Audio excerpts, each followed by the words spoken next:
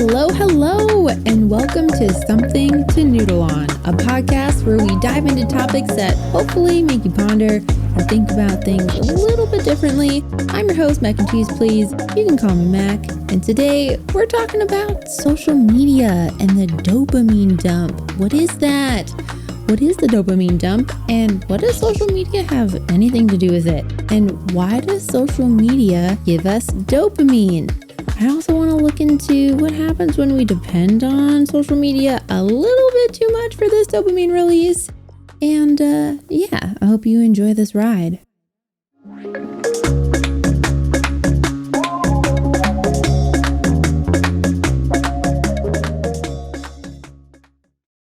All right, let's get into it. Everyone can agree that social media plays a huge part in our daily lives.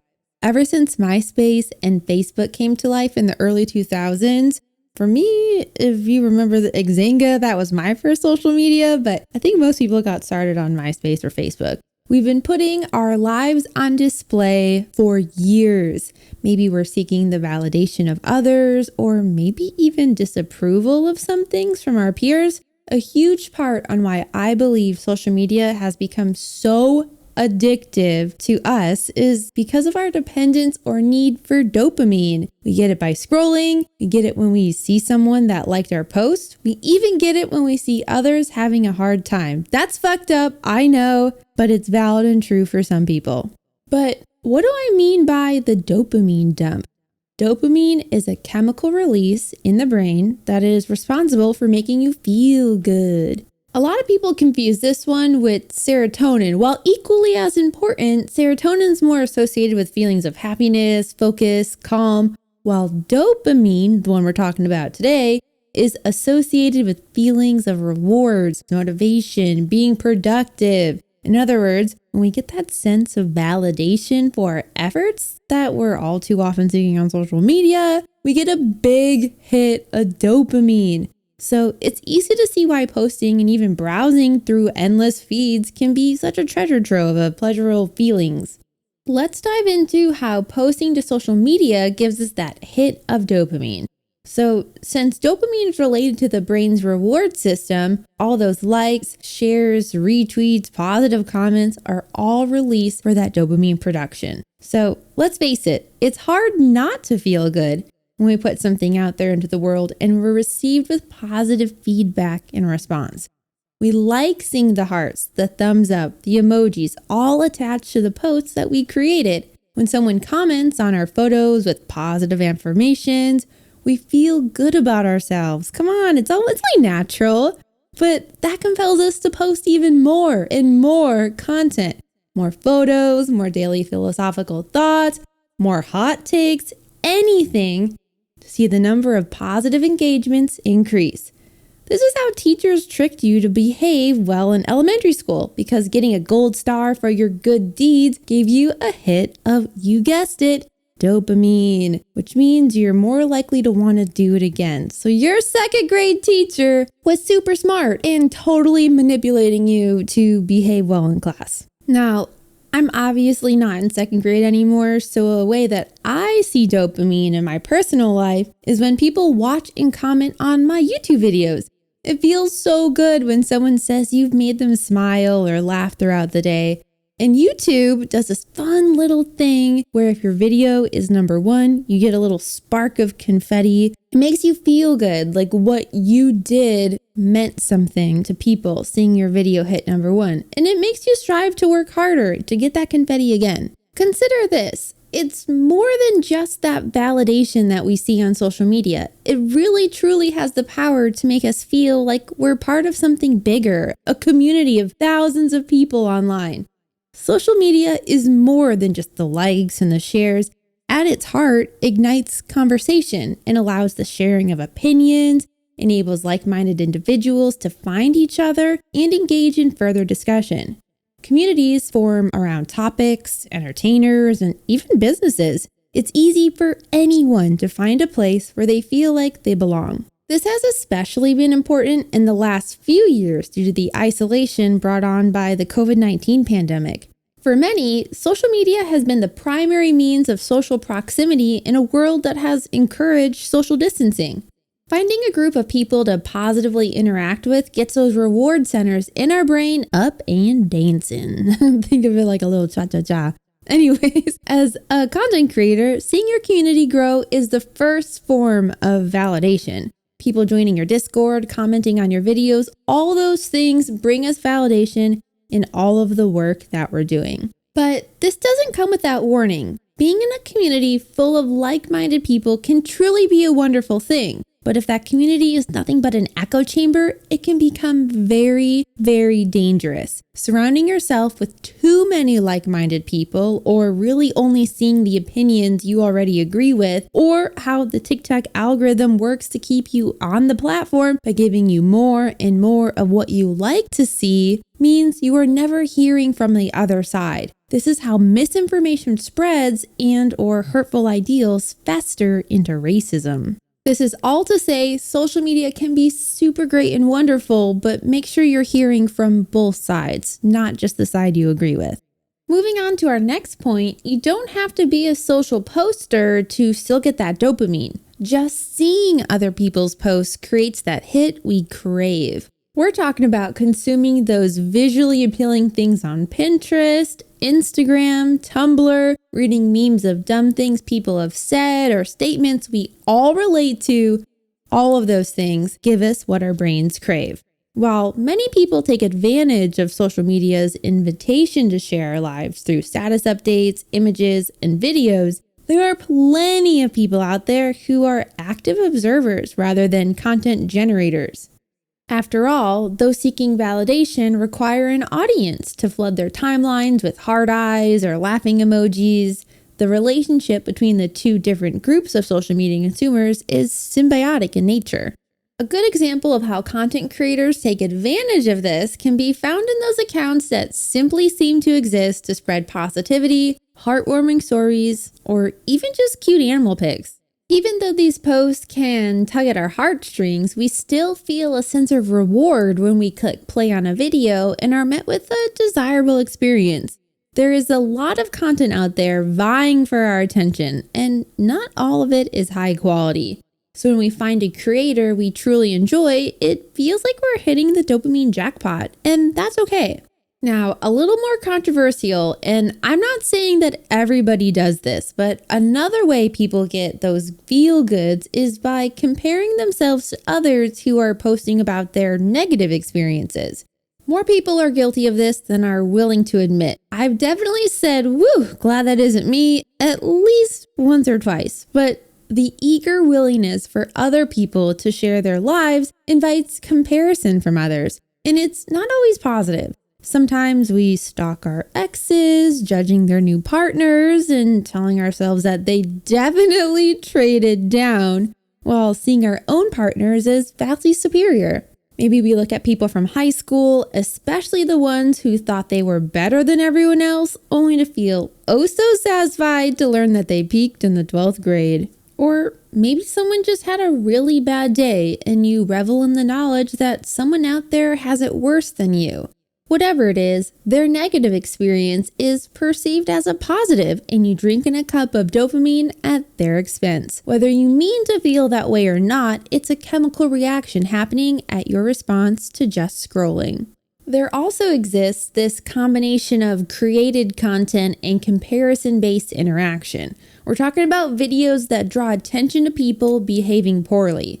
For example, a popular type of video content on Facebook, which is disgusting by the way, involves an on-camera personality reacting to clips or social media posts of entitled people in situations where you just can't comprehend why in the world anyone would act that way. From angry diners throwing hot soup on fast food workers, which don't do that by the way, even if it is a trend, just stop, do not do that. But also you see it in retail, where you see retail customers swearing at undeserving sales clerks. These people seem to exist to represent the lowest rungs of civilized society, and we often click away afterward with the comfort of knowledge that maybe we're a little better than they are, taking in more dopamine once again.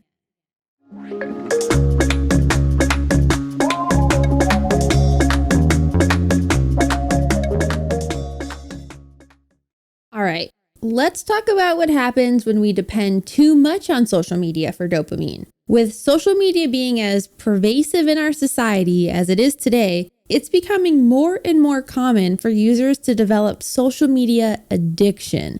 Recent data shows that about 5 billion people use social media in some form, which is about 60% of the total global population. Wild and crazy. That stats from online, so take it with a grain of salt, but still crazy to think about. Every day, individuals use it to keep in contact with friends and family. Influencers use it to spread their thoughts and opinions, and businesses even use it as brands use to engage with their customers. We are more connected now than we have ever been in the past. However, with this interconnectedness also comes the possibility of social media dependency and addiction. In fact, according to this website, addictioncenter.com, psychologists estimate that as many as 5 to 10% of Americans meet the criteria for social media addiction today, which can be defined as a behavioral addiction that is characterized as being overly concerned about social media, driven by an uncontrollable urge to log on to use social media, and devoting so much time and effort to social media that it impairs other important aspects of our lives. Hello, Twitter. Hi, how are ya? I'm addicted to Twitter. I think most of my peers are addicted to Twitter. It's really hard to log off. One of the most detrimental impacts of any type of dependency is desensitization, or developing a tolerance that leads you to needing more and more of what you're addicted to.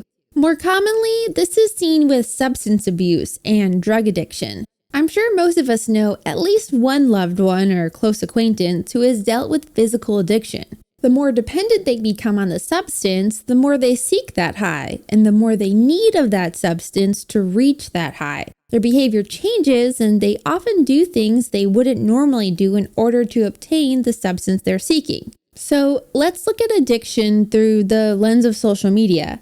I have ADHD, and I'm in behavioral therapy to teach me how to human properly. One of those things I learned is that people with ADHD have lower dopamine and serotonin levels than normies. So when we get dopamine from something or someone, we get addicted a lot easier. Cue all those things you bought for that hobby that you're no longer interested in, but this is why TikTok, for example, is extremely addicting, especially for people with ADHD. With every single swipe brings us new and novel information, or something funny, something new to laugh at. Each swipe equals a new hit of dopamine. The app is literally designed to keep you scrolling for hours and hours. But this is actually a really bad thing, not because you're wasting your time on TikTok, but because with all the dopamine headed our way every single day, our baseline dopamine levels are now higher and higher than they were before. So just to feel normal, it takes that much more effort.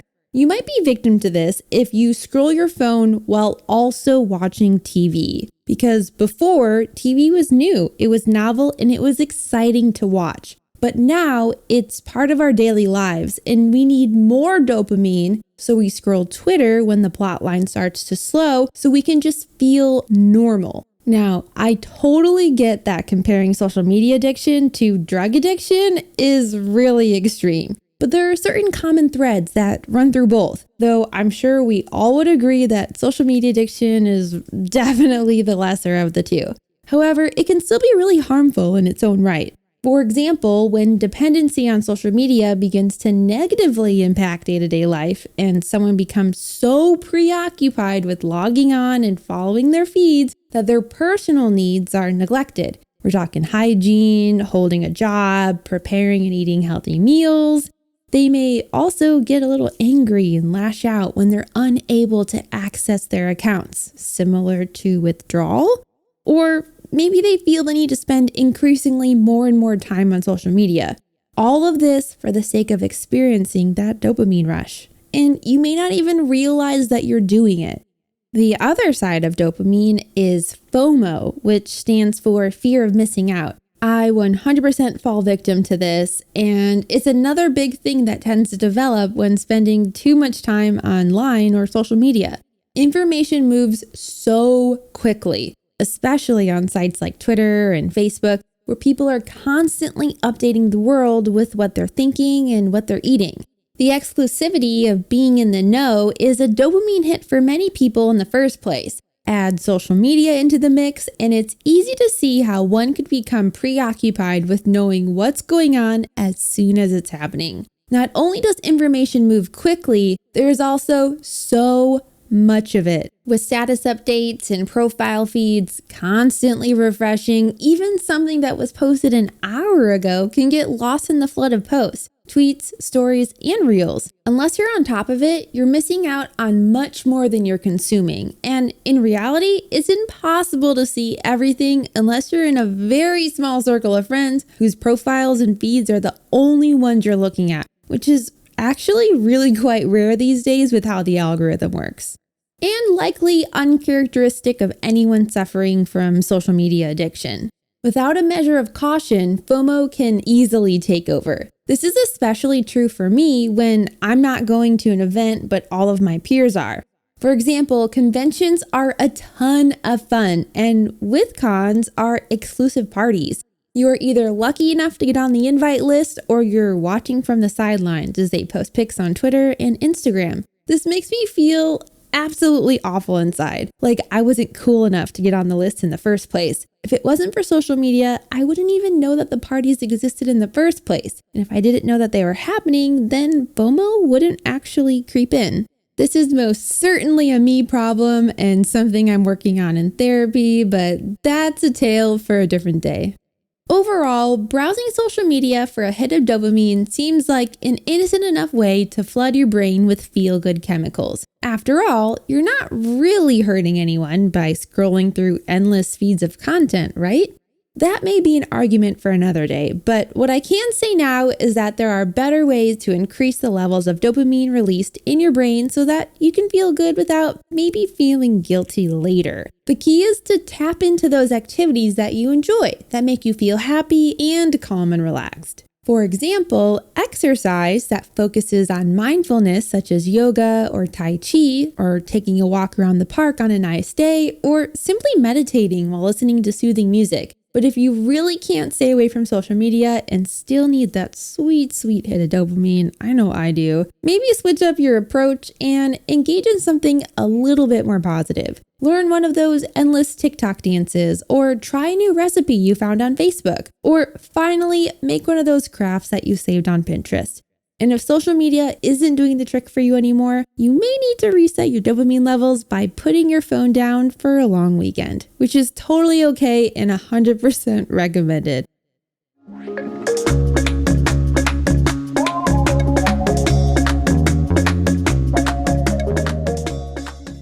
Thank you all so much for listening today. As always, I hope we gave you something to noodle on, whether it be your own social media habits or how you view scrolling.